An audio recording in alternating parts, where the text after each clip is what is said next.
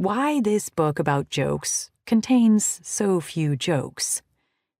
You might expect a book about derogatory jokes to include jokes.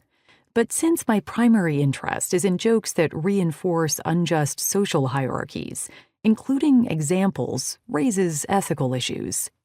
More often than not, I talk about jokes rather than quoting them in their entirety. Philosophers who work on slurs have also struggled with whether or not they should include examples. In general, philosophy of language and linguistics distinguish between using a word and mentioning it. Compare these sentences. Dublin is the capital city of Ireland. And Dublin has 6 letters. The first sentence uses a word to name a city. The second mentions a word to talk about the word itself rather than about the city. The single quotation marks in the second sentence indicate that the word is mentioned. If the use/mention distinction applies to slurs, then it might be acceptable to mention a slur to talk about it, at least sometimes, even if we should not use a slur to refer to or to describe a person. Indeed, some philosophers go further.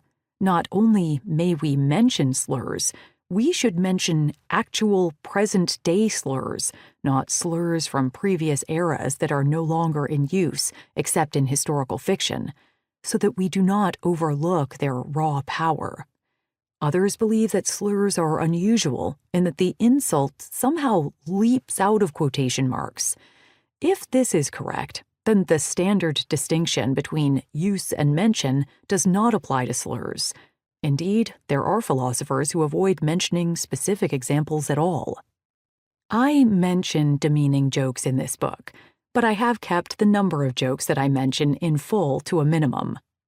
We might worry that we cannot mention slurs without insult, but there's no reason to suppose we cannot mention jokes without insult.